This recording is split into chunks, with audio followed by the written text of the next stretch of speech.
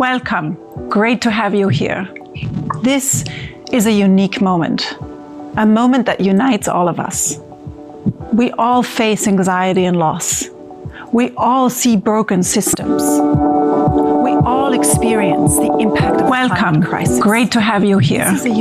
This is a unique moment, a moment that unites all of us. We all face anxiety and loss. We all see broken systems. We all experience the impact of the climate crisis. Great to have you here. This is a unique moment, a moment that unites all of us. We all face anxiety and loss. We all see.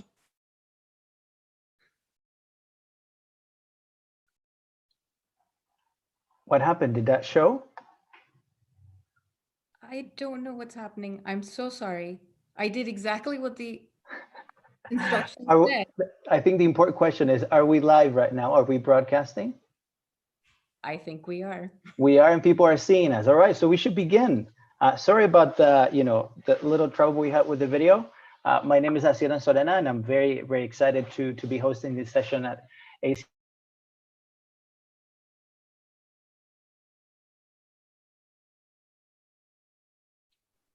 Sorry, are we okay? Are we still live? Okay, let me try again. Well, hello, my name is Ashoka. I'm the director of the Diaspora Networks initiative at Ashoka, and I'm very excited to be hosting this session about the role that Diaspora Networks can play as an ally in the Everyone a Changemaker movement. It's been great to see all the great people that we have in the audience today. We're checking and following who registered to join in our session, and they're incredible people and organizations. So I'm really looking forward.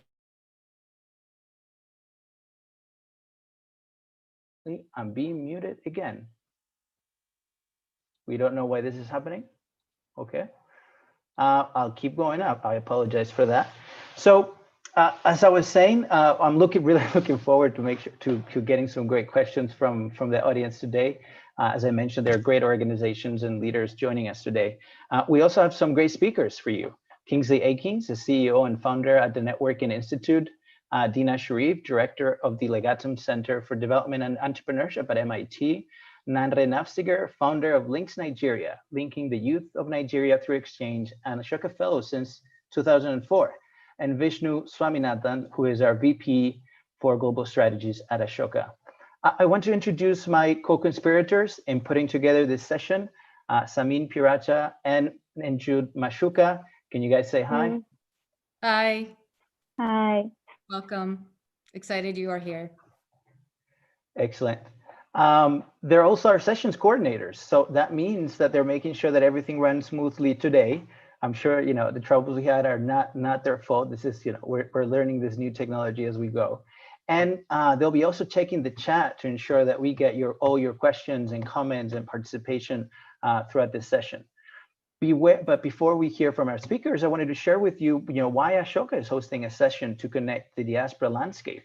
I'm assuming many of you or some of you have attended other sessions and that you've heard about Ashoka's movement of changemakers, where everyone feels empowered to transform context together with other people for the good of all. As you know, we live in a world driven by change, or as you experience, one would say, where almost every day new accelerators increase the rate of change. The pandemic, climate change, elections are some of the most obvious ones. But as you've seen today in previous sessions and the next 2 days, there are also many accelerators driven by our fellows and our allies to make this world a better place for everyone. Through this movement of changemakers, Ashoka is constantly looking to new fields and constituencies where we can learn and leverage the change that can benefit all of us. In this search, diaspora communities must have an important place, and we need your help to make that happen. Diaspora communities are powerful accelerators. In fact, they're behind transformative changes in many countries, both in the origin and the destination.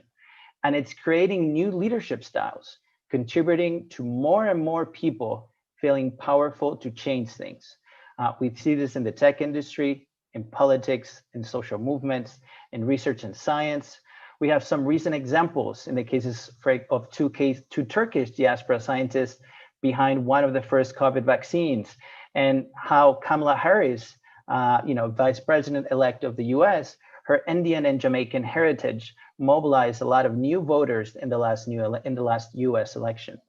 However, it is commonplace to call on diaspora to increase remittances, for example. That's, for many of you who've been in diaspora sessions, and I know from the list of participants, there are quite a few of you, it's very common that, in a conversation around what should be the role of diaspora in impact or international development, the conversation goes a lot around remittances, which are a huge, player, by the way, about 3 times the total amount of international aid, rephrase that.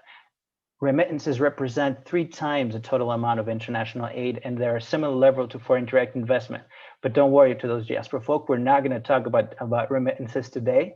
While those contributions are huge, at Ashoka, we're aiming to harness the leadership for change making within diaspora networks to mobilize and encourage more people that strive for change, catalyzing the entrepreneurial spirit, empathy, and ability to make a difference at home and back home.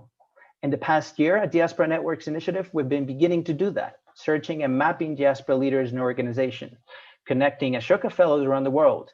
Some of them have become mentors to fellows. We're working with some diaspora groups to design changemaker journeys that would help them create the change where they live and where they come from. Also creating opportunities for diaspora communities to invest their time and resources in co-creating the kind of change they want to see in the countries of origin. But how else can we harness this potential? This is the purpose of our conversation today. I'm going to leave you with some questions. What should be the role of their communities and networks of diaspora as co-leaders within the Everyone Changemaker movement? What is the best framework for diaspora networks to invest in social entrepreneurship and systems change in their countries of origin? Lots to think about, but don't worry, you're about to get some help from our speakers that will take the first try at tackling the issue and the opportunity that we're presenting from their perspective. Kingsley, the stage is yours. Thank you, Asier, and hi, everybody. And let me just start with a statistic. In 1990, there were 150 million people who were living outside their country of birth. By the year 2020, that was 280 million. So there's been an absolute explosion of numbers. If it were a country, it'd be the 5th largest country in the world. You mentioned remittances, which are probably 700 billion a year, which goes through the banking system. It could be up to $1 trillion if you include everything else. And what we're seeing now is that governments, organizations, and media are seeing the potential of this resource. So what were once lost actors are now, we say, national assets. So why is this so important, and why should Ashoka take a real interest in this space? Well, as I said, there's a lot of them, but technology and communications means that we can now answer a question which we've never been able to answer before about our diasporas, which is who are they, where are they, and what are they doing? It's also a good way of counteracting possibly the most toxic word in the English language, which is migrants and migration, tragically. Migration is all about dispersing around the world, but diaspora is all about connecting back. So it can help sort of change the narrative. The influence of migrants and migration is phenomenal. 44% of Fortune 500 companies were started by migrants or the children of migrants. And diasporas represent an interesting concept of soft power. And soft power is the ability to get what you want through attraction rather than coercion. First written about by Professor Joseph Nye of Harvard. And my colleague, Dr. Martin Russell of the Networking Institute, he's developed this whole notion of low-cost foreign policy. In a way, that's what that's what diasporas represent. Because, in the old days, your geography dictated your identity. If you lived in Southern California, that's who you were. But now, actually, you can live there, be totally committed there, but be connected back to Poland or Portugal or Peru. And so you can live what we call a hyphenated life. In the old days, your geography dictated your identity. That's who you were. Absence equaled exile. When you were gone in the old days, you were gone forever. But now, here's something that's interesting. It's more important what you do than where you are. And this COVID-19 has shown how people can be working in different locations, different away from home. It doesn't really matter. So what we're seeing is a shift in the definitions of the state and the nation. The state being lines on a map, but the nation being a global notion. And that's really fascinating because it introduced a whole other concept to what belonging is all about. And ironically, the countries that lost the most to emigration are in a position to benefit the most from their diasporas. So we've developed this notion of diaspora capital. Diaspora capital are the resources available to a country, city, place, or organization made up of three flows: flows of people, flows of knowledge, and flows of finance. And we've developed that into 30 different categories.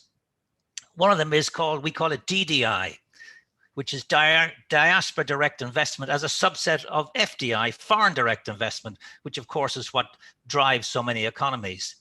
And diasporas represent four interesting things.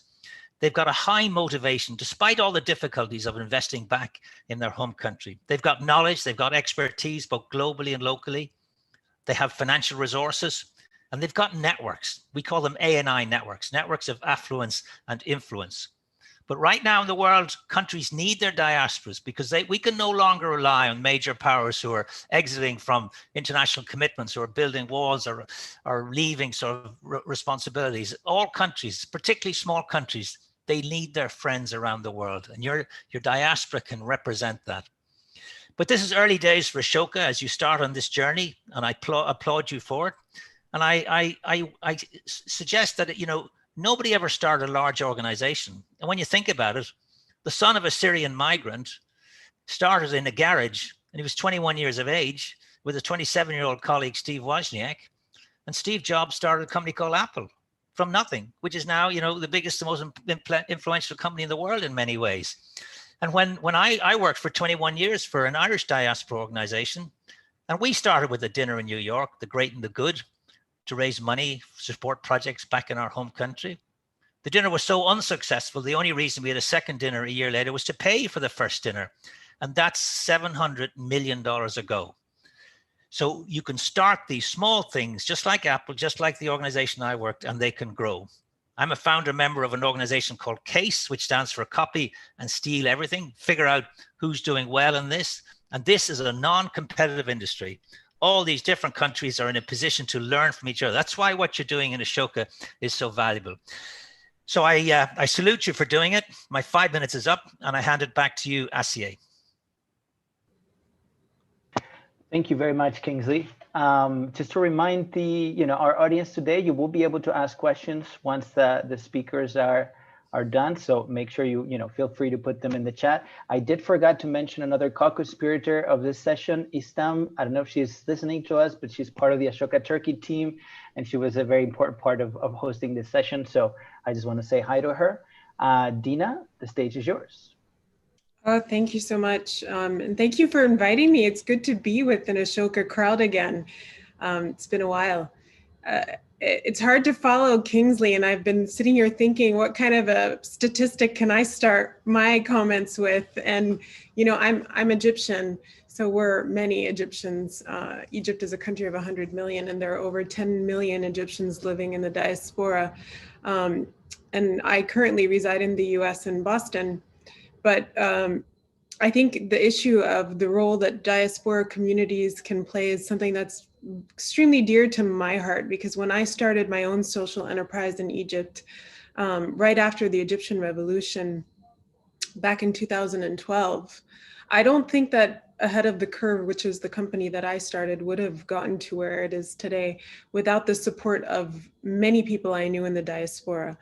And likewise, now that I'm the executive director of the Legatum Center for Development and Entrepreneurship at MIT, and also a partner in a new venture capital fund, I can also say, even sitting here in the US, I will not be successful without many people in the diaspora around the world supporting the work that I'm doing, either through MIT or through the new venture capital fund.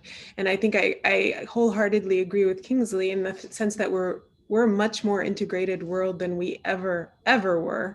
And I think there are many, many opportunities that exist for the diaspora to engage and support their countries of origin today than there were 20 or 30 or 40 years ago when my parents first immigrated to the US. So I don't think I can add anything new to what Kingsley said in terms of what the diaspora can offer, because I would agree. I think the critical elements that diaspora can offer involve social capital, financial capital and technical capital, right? So what I always say is we need knowledge, we need social networks, and we need money. But I think what we really need, and this is what I've found now being a member of the diaspora in the United States, we don't know always the narratives of the amazing stories of change makers in our home countries. And I often find here in the US, when I sit with the Egyptian American community and I tell them about amazing stories of social entrepreneurs back in Egypt, their response is always, I had no idea. I wish I knew. How can I support? How can our time, our expertise, our networks, and our money go to support these initiatives? And I think that that storytelling element is critical, not just for Egypt, but for many, many countries, specifically from emerging markets, because I don't need to tell you guys that, and I'm sure Vishnu knows this, Samin knows this, when you're in the US, the narratives that are being told about some of our home countries are not accurate. There are oftentimes, I'm from the Middle East, I constantly have to fight a narrative of conflict and destitution and poverty.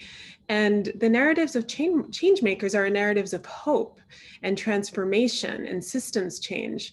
And that shift in narrative can unlock all kinds of investment for our home countries. And I think that's what we're not yet really good at. But what I have seen is that when we do tell the narrative right, all kinds of campaigns can begin and be rallied around these causes to help support.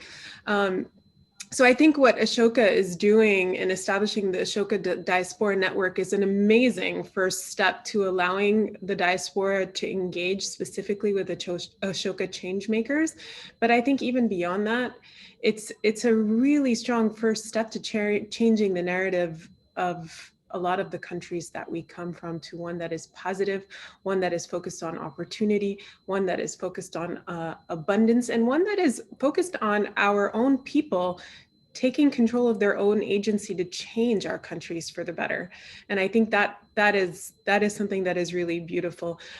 What I think I would end by saying what we really need, though, is a platform that would allow for financial capital to flow easily from outside of our countries back. And a lot of people in the diaspora often ask, well, how can I transfer money safely? How can I donate money safely? Or how can I make an investment in a particular social enterprise? Or how can I put money in a particular fund?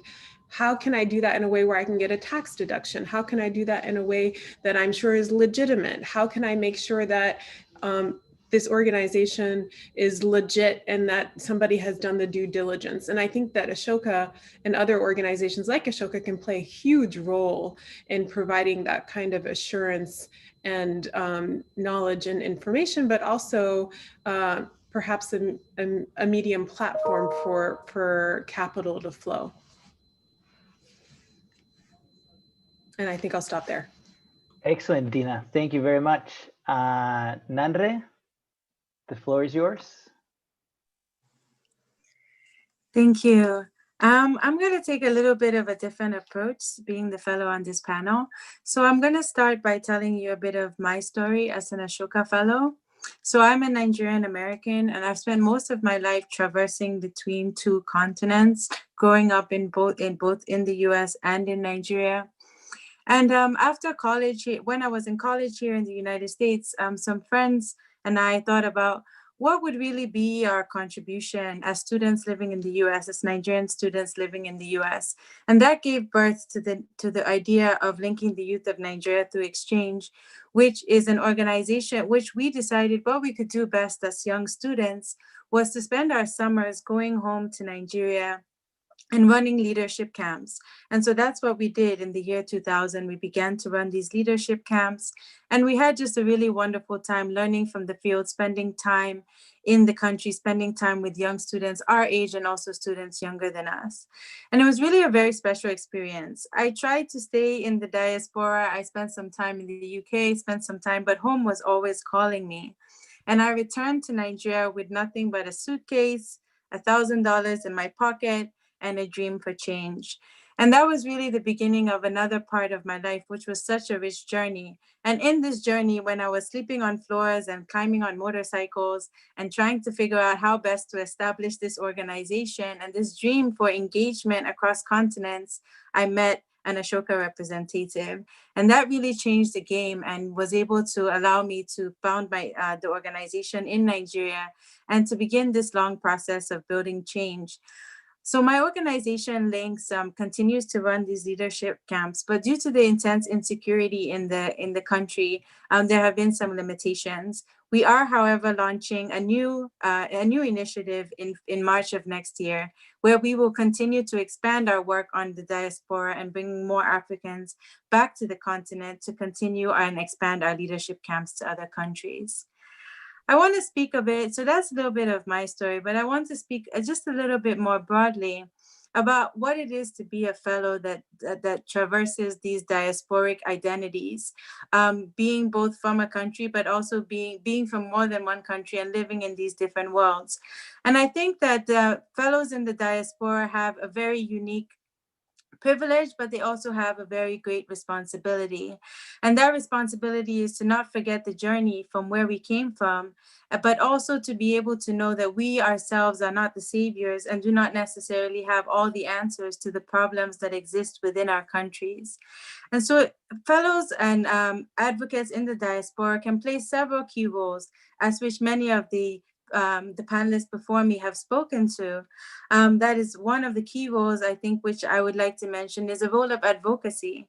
And advocacy is something that I have been engaged in, but transnational advocacy and global advocacy is so important today when we continue to see human rights abuses and other abuses in our countries.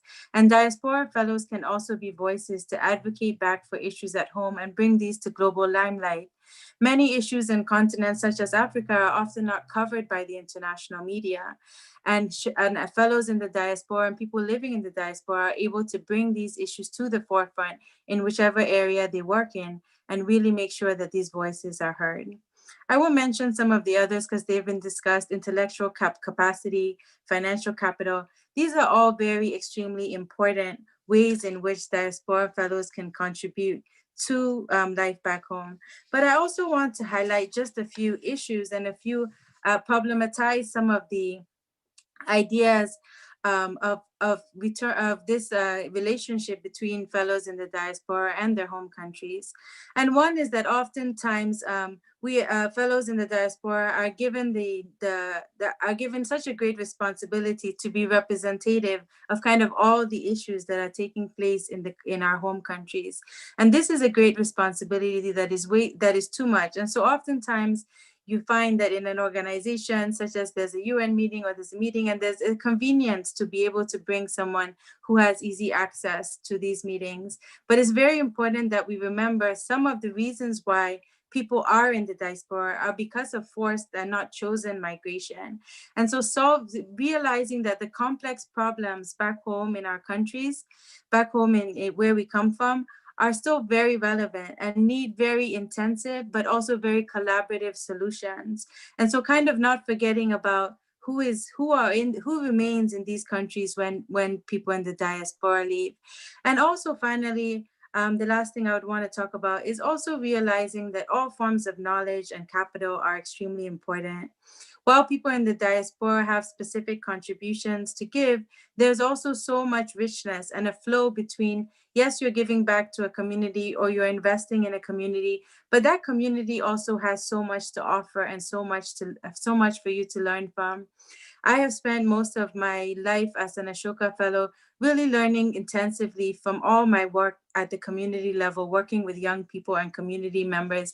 And that has so much enriched my life and the way that I am able to solve problems and the ways that I am able to engage and become someone who is a change maker. So just continuing to really value the contributions of everyone who is at the table and not necessarily developing an idea that we are going to be the ones that will save the world, but we have contributions to make, just as those who we are working with in our home countries are contributing to our own lives and our journey as change makers. Thank you.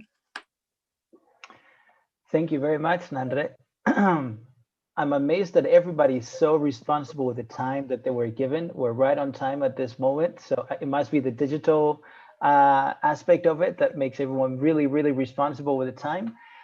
So we've had some great speakers so far. We've heard from Kingsley talking about the difference and the difference in between the state, the idea of the state and the nation, and the global notion behind the idea of a nation, right? That all Irish around the world are part of the Irish nation, even if they're not within the Irish state, right? Talking about Irish diaspora for Kingsley. We've heard from Dina making some great comments about what could be even already pointing to what could be Ashoka's role in this, right? The intermediary factor, or working together with diaspora and communities back home around their narrative, a narrative of abundance, of innovations, especially from those Ashoka fellows. She mentioned this, the potential to build perhaps platforms where actually diaspora investments and these other opportunities can actually flow more easily, which is, it's one of the challenges. That's why there's so much talk about remittances within the diaspora world. And we've heard from Nanre about the experience of the fellow, not just an Ashoka fellow, but a fellow in the diaspora, right? About what could be the role of their privilege and their responsibility, her experiences, and how diaspora can engage and support fellows. I think it's important to mention that we can't look to saviors for this thing. This is a collective effort, and everybody has to be involved. And now we're going to go to Vishnu, who will close the speaker round of comments. The floor is yours, Vishnu. Thank you, Asier. So I'm actually going to wear two hats. So one is being an Indian, representing the South Asian diaspora living in the US. The other hat is, some of the design questions that we were trying to attempt while designing the diaspora sort of a program at Ashoka. So I'm going to probably try and follow Kingsley, but I'm going to miserably fail. I don't have so much of statistics like Kingsley, but I'm going to probably mention one or two. Indian diaspora, as you all know, we are everywhere. So the statistics say that we are 32 million Indians who are outside India. And that's really big, and probably will be larger than many countries put together, right? So that's the size of Indians who live abroad. And when I was running Ashoka in Asia, I also had to deal with a lot of diaspora people myself. Now I am on the other side. So one of the questions which I have been kind of thinking about and dealing with a lot of diaspora people is, the first question is, why be satisfied only with direct service, right? Now there's something interesting here, right? So when you talk about anybody who's outside, when they want to kind of contribute back to their home countries, they always are very satisfied with what we call as direct service, right? So they try to kind of go support a small initiative in their own native villages, or kind of, supporting a bunch of people, or putting a couple of people through education, or supporting some orphans. Now, by no means I am saying that's not important. But the question we are asking is, why be satisfied only with doing direct service, right? Because most of the diaspora entrepreneurs, diaspora population is extremely successful because of their big thinking. They have seen the world. They're able to think much broader. They're able to think visually much bigger than anybody else. But when it comes to thinking about or being satisfied with supporting somebody back home, they are only thinking about direct service. So the first question I've been asking is, why be satisfied only with direct service? So that's the first one. The second thing is, I think Asier and a couple of you mentioned this as well. We really want people to be thought partners. We do not want people to be just thinking about charity alone, right? So charity is important, no question about it.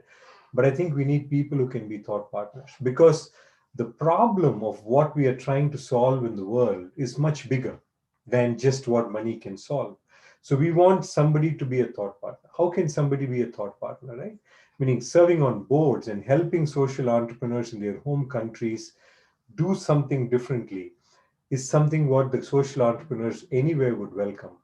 Or, for example, like, helping them scale their organization beyond a particular city, particular village to a much different location might be useful, or even take them to different countries.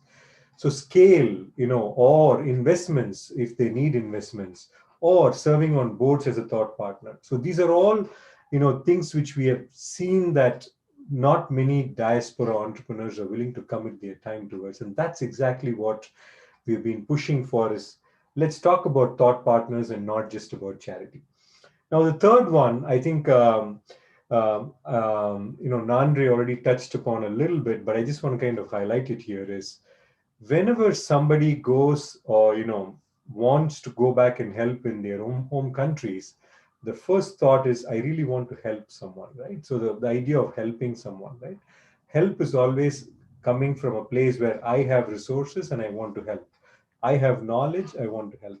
I think Nandre mentioned beautifully that the community has so much to offer back to us, right? So, if you go with this approach of saying, I want to learn, right? More than just being supportive, I really want to learn from this community. I think the whole relationship and the approach, the mind, the openness completely changes. And that changes the whole dynamic of how a diaspora person can be involved. So the design question we are asking here is, how do we kind of enable this whole ability to learn from the community than just that you want to go there to discover yourself, right? And that's very important. People have to discover themselves, but I think it's more than that, is how do you learn from the community? And the last one we have been very careful, and we have been thinking about this, is how do you shift mindsets? And this goes to the question of, what Dina was talking about, changing the narrative. The changing the narrative about the home country where we live, I think, is equally important. But at the same time, we are also thinking here about changing the mindsets of people in the home countries as well. So if somebody can become a thought partner with us to change the mindsets of both sides, right? We are using where they live as well as where they come from. How do you change mindsets? For an example is young people, wherever we are working with, Ashoka also works with a lot of young people, the next generation, right? So how do you actually empower them? How do you give them the right knowledge and the right mindset so that they'll be able to build better communities? And at the same time, work with the diaspora networks like the media houses, wherever they're living, to change the way diaspora is perceived, or the particular country diaspora is perceived. So these are all some of the design questions that we have been sort of, playing around with. And I really feel that, money is available, money is important, but I think there is a lot more knowledge, there is a lot more things that we can explore with the diaspora.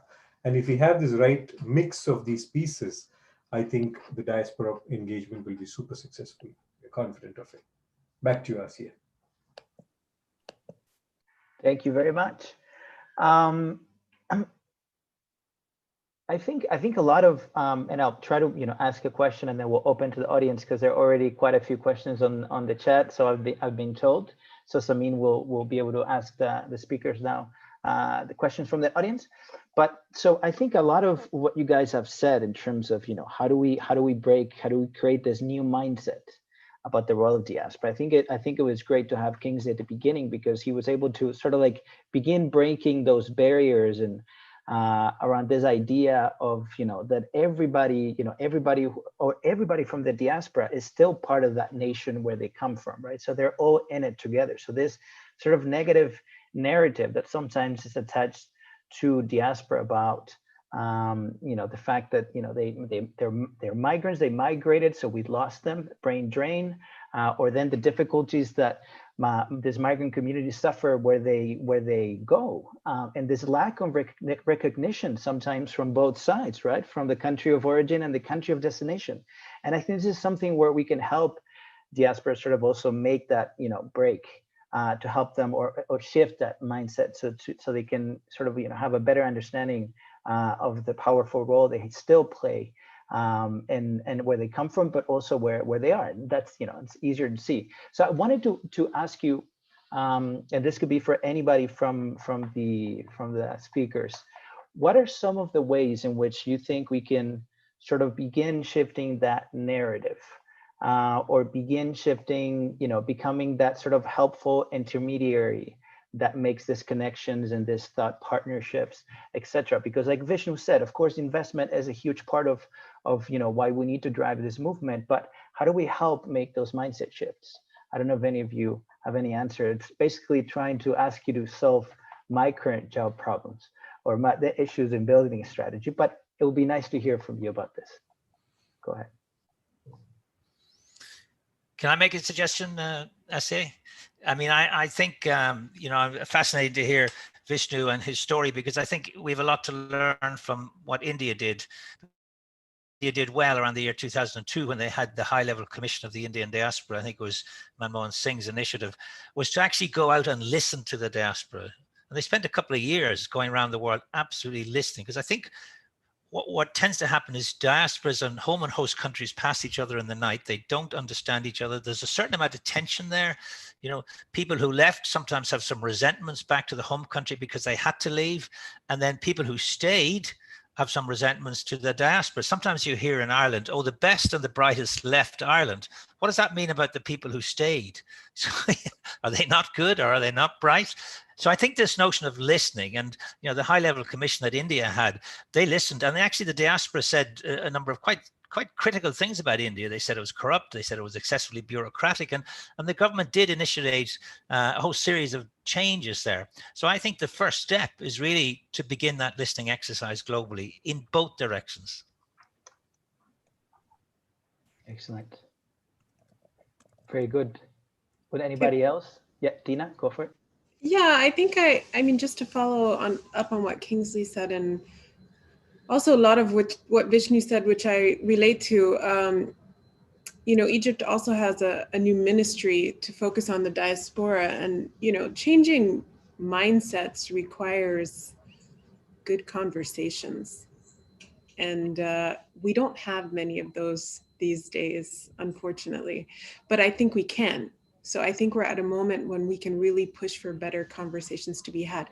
And I think, having been on both sides, having been somebody in the diaspora and somebody who is based in my home country, and then I've switched these roles so many times.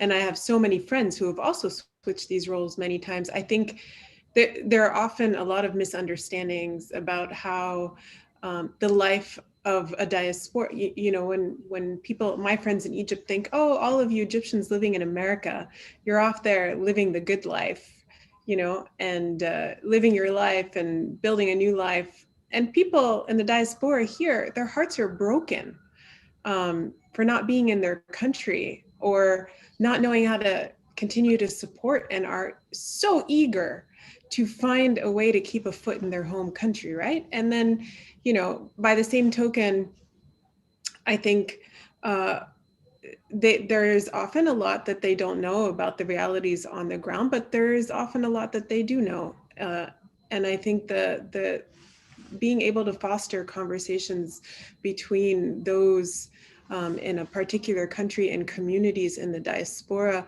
will go a long way in allowing those in particular countries to understand how the diaspora can work with them as thought partners, as Vishnu said, but also in other ways. But also it allows for the diaspora to stay engaged in their home country, and also give back in as many forms as they can, or even go back if they want to, because a lot has changed, right? Oftentimes things change since when we leave. And, Egypt says the same thing, Kingsley, about Egypt, our best and brightest have left Egypt. I don't think that's true. A lot of people have left Egypt, and a lot of them are amazing and have done amazing things outside of Egypt. But there are a lot of Egyptians in Egypt who are doing phenomenal things, and I feel like there's a lot that we in the diaspora can learn from those people there doing phenomenal things as well. When I think that my country is home of a fintech company that just became a unicorn. This was led and grown and scaled by a local Egyptian in Egypt, not somebody in the diaspora. I think there's so many entrepreneurs here in America who can learn from that amazing experience. And I want to bring that here too, right? So I just think that the key is to have better conversations, and the network can provide that. And it would be something that I think many would want to engage in. Right. I think I just have, go for it, sorry, Vishnu. I just wanted to add one comment here, and what Kingsley and Dina said brought up this thing in my head. Like, you know, what's the role of the government or the country where we are dealing with, right? So I think what Kingsley mentioned is the Indian government at that point really carefully listened and and kind of did something with whatever the feedback they got from the diaspora. I think that was extremely an important point. And now if you look back, earlier we always, in India, we used to talk a lot about brain drain. 30 million out of 1.2 billion is still a very small number. But there are much more bright people in India than outside, I would say. And, but now what's happening is because of that effort of listening and talking to people, there is a lot of reverse which has happened. Many people have gone back to India and settled down, started businesses. And, so I think there is this ability to go, this is happening too in many countries. So I think when we talk about diaspora, we probably have to see both ways as well, that people who were outside but decided to go back and do something very big back in their home countries as well. And the question of how do we engage the governments, I think is also very, very critical.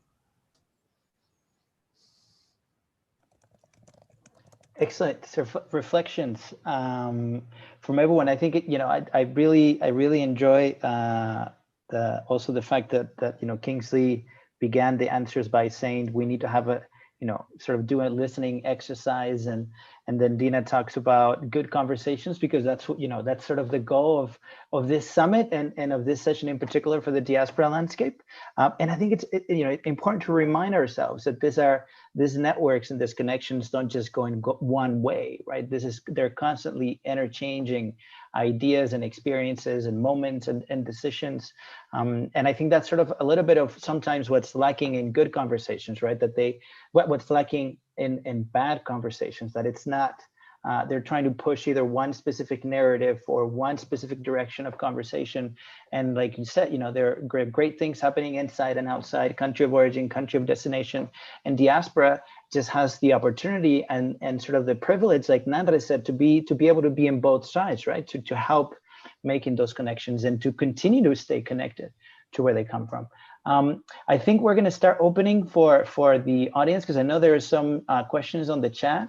I don't know if Samin can read one of them, if she has them. Go ahead. Sure. So this question is for Nanre from Martin. He said, you are absolutely spot on about understanding that diasporas don't and probably can't have all the answers for the complexities back home. And indeed, historical contexts, whether good and both good and bad, often play out in the diaspora. Who do you see as the natural brokers to help embed the various capitals in the diaspora back home and vice versa? That's a really great question. Well, I think that there wouldn't be maybe a single broker. I think it really is very contextual. And again, not trying to say that there's a single diaspora or single needs in the country, but the very rich complexity also lends itself to complex but also rich solutions. So I would say one of the approaches would be like a sector to sector approach. So for instance, if you look at the field of, so what are the diasporas, people in the diaspora involved in? Like, say, here I'm in the US, and there are educators that are interested in, fixing education or helping education in Nigeria. What do they bring to the table? Well, they can then in turn identify other organizations that are in Nigeria that are also working on the same things and have a singularity or a common purpose. And so working directly with organizations, I would say, that already exist, by directly reaching out to them is one way. So for university to university partnerships, creating diaspora partnerships, and bringing everyone to the table. I think one of the things that this pandemic has done and our Zoom culture has done is that we can really bring different people into the table to have this conversation kind of on equal footing. Another way is talking about like maybe cross-sectoral approaches. So people in the diaspora want to invest, or they want to contribute to something that they're not familiar with. So I would say then there are several kinds of clearinghouses. So for instance, in Nigeria, there's several organizations which are diaspora based, which focus on how to engage with people back home. And so that would kind of be going through a clearinghouse or some kind of existing organization, which has its own benefits, but also its own disadvantages. Then there's also diaspora communities that have a specific geographic focus. But I would, and then say, so for instance, someone wants to work here, we have like an association, state by state associations of all the different states in Nigeria. And how do we really connect them with associations back in the states where they are and with those associations? It becomes more complex, but I would say that the most important thing is in identifying how partnerships would work would be to have common levels of partnerships, would be to have partnerships, and then also ways in which you can say what is the benefit where both parties or both sides are getting something out of the relationship in the spirit of mutuality and reciprocity. And so making sure that those are some of the things that are in place for a partnership to thrive. I hope that answers the question. Yes, it does. And did anybody else like to react? No? Okay, so we'll ask another question from the audience, and we have Aurélie, who asked a very specific question. So that, let's see if our speakers are up for it. So many roles, Aurélie says, so many roles are being attributed to diaspora nowadays. How to assess intentions and aspirations? How to profile skills, competences and talents in the diaspora world? Maybe I'll give a little bit of an answer to that. I don't think there is such a thing as a diaspora, an Egyptian diaspora, an Irish diaspora, an Indian diaspora. I think there's hundreds of Indian, Egyptian, and Irish diasporas, and they're all different. And so this notion of there's sort of one size fits all and using the one word to describe an entire mass of people, I'm not sure it really works. I think what you've got to do is kind of segment and slice and dice and actually act as brokers. One of the tricks I think in diaspora engagement is to identify overachievers in the diaspora and overachievers in the home country and bring them together. Somebody mentioned about what's the role of government. And the government generally in diaspora engagement has got two potential roles. One is to be a facilitator of this whole sort of movement, or the other is to be an implementer. And my preference tends to be facilitator, create the enabling conditions, perhaps provide some resources and finance, but in a way step back and let the diaspora, let the home country, let them come together and let them listen to each other and let them interact with each other. That'd be my sort of preference in this area. Excellent. Will anybody else like to comment on that? Yeah, I can how to assess intentions and aspirations, profile skills, competencies, and talents. When you asked that question, I was reading it. I had read it multiple times, and all I could think of is, I would assess it in the same way you would assess your local network at home. Humans are humans everywhere. I would test somebody's intentions and aspirations in the same way I would do it in my home country. And I think, just because people are living in the diaspora, that doesn't make them any less a part of their country of origin, right? They carry that within them. But I would do the same due diligence for an entrepreneur living in Silicon Valley who's Egyptian as I would do for an entrepreneur living in Egypt, is what I would say. Yes, and I would like to add, I really definitely agree with what Dina said about, having that just the same kinds of standards. It's not a completely different world. It's the same world, and human beings are human beings. And, in that spirit also, I would say there's a lot of misunderstanding, I think, even across diasporas and coming both ways. So you could have someone in the diaspora that wants to invest in their home country, and they feel a great deal of suspicion, maybe some feelings of stress, worry, concern, that their investments will not go well. But then you also have on the other side, someone who is there saying, okay, what are the motivations of this partner that's coming in? Are they going to come in for a few months and then they're going to leave if the project doesn't work well? So really understanding that these need to be learning experiences. And as I said before, where we're all sitting on the same table and having these very important conversations. And I love what was said about multiple diasporas. I definitely agree with that. The African diaspora is so rich. And even here, you know, living in different parts of the world, they don't even connect with each other, not to talk about even being able to achieve single projects or massive projects together. So really emphasizing that we have so much to learn from each other, but also understanding some of the inherently unequal global world systems that make these relationships very difficult and very tenuous, and being able to speak to them and really hear and listen to each other before embarking on these relationships, just like we would, you know, as Dina said, in any of our relationships. I think Dina raised her hand. I'm not sure if she wants to say something. No, I didn't raise my hand. I was just applauding Non-Ray, agreeing with her. Okay, excellent. So Samin, you can go ahead with that next chat from the next question from the chat. So the next question comes from Shivom. I'm so sorry if I butchered that your name. But their question is, could uniting diaspora spread across the world help in building capacity, first among the diaspora itself?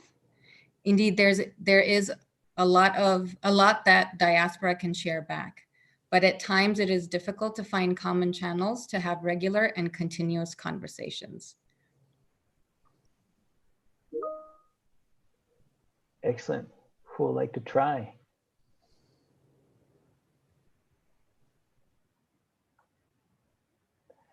I think at this point, if speakers could, they would actually, just turn their camera off. It's a difficult question, but I think Kingsley wants to answer it. You look, the interesting thing about diasporas is obviously there's this intense diversity, and what's extraordinary and why I applaud what you're doing in Ashoka is one of the disappointments in the diaspora engagement industry, if you like, is the lack of cooperation, collaboration, and integration. There's no conference every year. There's no bringing together, because here's what's interesting about the industry that we're in. It's non-competitive. Somebody is going to help, Swaziland or Switzerland or Sweden, they're not going to help the other countries. So we should share to the maximum. Now, there was a great book written by a woman called Professor Annalise Saxenian, and she wrote it's called The New Argonauts. And she wrote a book about how the Taiwanese, Koreans, Israelis, Indians, and Chinese in Silicon Valley drove the development of the semiconductor industries and the computerized industries back in their home countries. And I thought that was an absolutely, it's absolutely fascinating book about how the diaspora did that. But I do believe that there's an opportunity, I think Ashoka maybe could grab this in a way, of bringing together best practice from all around the world and sharing. That so many initiatives that one country does could work for other countries. That's one of the things that, Martin and I work a lot. We've worked with about 30 countries, and basically they're all trying to learn who's doing something well, and can we, as we say, case it, copy and steal it? Can we make it work for our country? So I think that that's a real lack, if you like, in the diaspora engagement industry right now, the lack of collaboration and the lack of exchange of views and opinions and ideas. Thank you, Kingsley. I also take advantage to say hi to Martin, who works with Kingsley on the Networking Institute. And Martin has been tremendous help for us at Ashoka to actually gain an understanding of the diaspora landscape and learning how to sort of approach and talk to different diaspora organizations. So hi to Martin, who I know is in the audience asking great questions. Vishnu, I don't know if you want to react to this comment from Kingsley around the lack of collaboration and cooperation, because I believe in one of the sessions today, you talked about this, about cooperation and collaboration being incredibly important and an opportunity, but that is also currently a barrier in many cases. Yeah, no, I think one of the comments we were discussing in the morning was that in every meeting, in every conference we go to, everybody talks about collaboration as a sort of a solution for all the problems. But it's an ongoing task, right? I think collaboration is definitely a solution. There is no question at all. But it's also a barrier because, it's not happening as much as we want, right? Meaning constantly we are questioning that we need collaboration, we need more collaboration.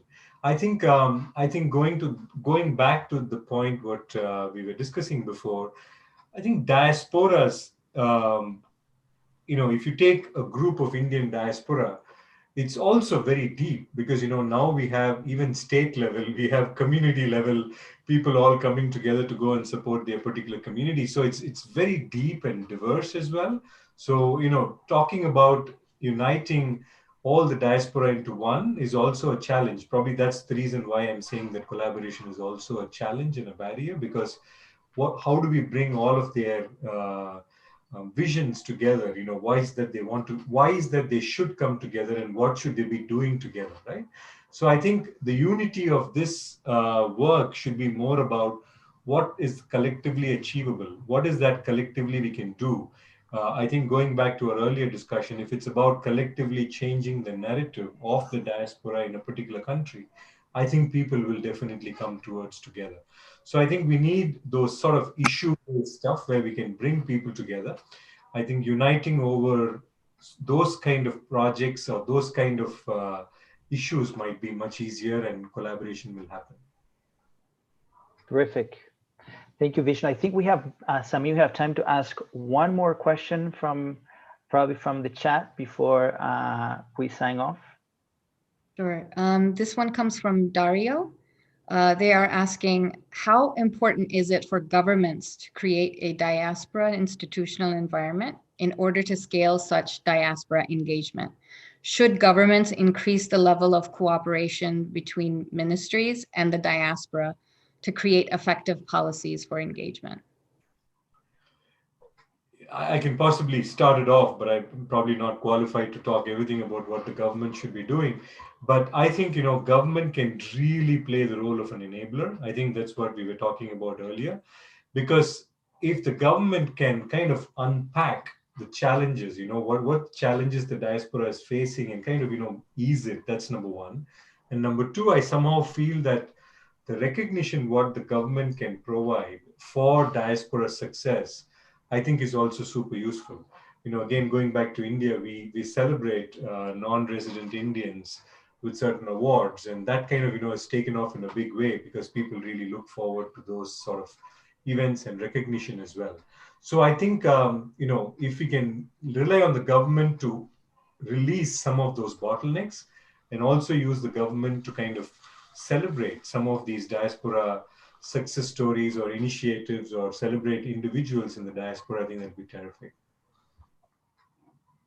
Yeah, look, I completely agree. I completely agree with that. I mean, I think one of the points, and it just came up in the last question there, I mean, diaspora is not about a country, it's about a place. And people are very committed to a particular place. I think, Vishnu, you were indicating that. I mean, in an Irish example, some people are very passionate about Donegal and they rather hope Cork fails, because they have a degree of resentment to other parts. And so they're very keen on their own place. So that's why it's a very big and diverse and diffuse and disputatious kind of networks of people. In terms of government, I mean, governments have got money and governments have got networks. They've got embassies and consulates all around the world, and they can play an important role. But the caveat I'd have to put in here is that there are many countries where their diasporas don't trust the home government. And unless there's trust there, there can be issues. And sometimes they think the government are trying to use their diaspora for their own political purposes, for elections and things like that. So it's not really as clear cut. I think the ideal situation is where you have governments playing a benign facilitatory role, and that there is like 1,000 flowers bloom, lots and lots of different non-government organizations, private organizations, business, cultural, sports, all sorts of things. And they can help, they can pump prime, they can support, they can capacity build sometimes, they can bring skills, but let these organizations flourish on their own and let individuals thrive and identify overachievers in the diaspora and link them with overachievers in the home country. So it's a benign facilitatory role is, I think, the optimum, rather than being a fully kind of implementer role.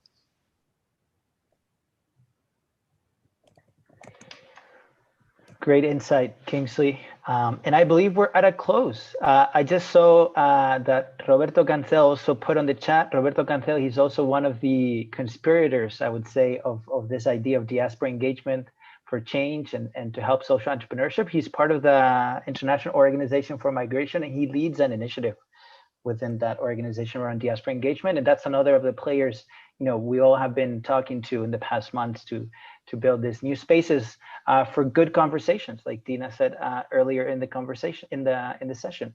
So we could continue and go on, but we have to be very committed to the schedule. It's also very late for some people, maybe watching us from Europe or Africa, where it's late at night.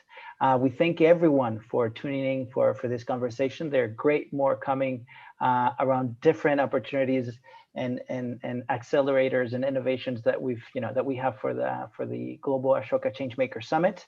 For the diaspora conversation, we know who attended this session. We know who you are. We followed it on Swapcart. You can chat with everyone that attended, by the way. You can add people on the platform, and you can exchange messages that will be available for the next days. Please take advantage of that opportunity. I know we will. And from our part, mentioned that this is an ongoing conversation. We will be telling you, giving you updates or where we lead this and what are some opportunities to begin co-creating and building some of these ideas that came out today, and using some of the values and insights from this conversation to make sure we get it right. Right, it's a huge privilege and responsibility to do this. And so thank you, everyone, and good night or good afternoon, wherever you are.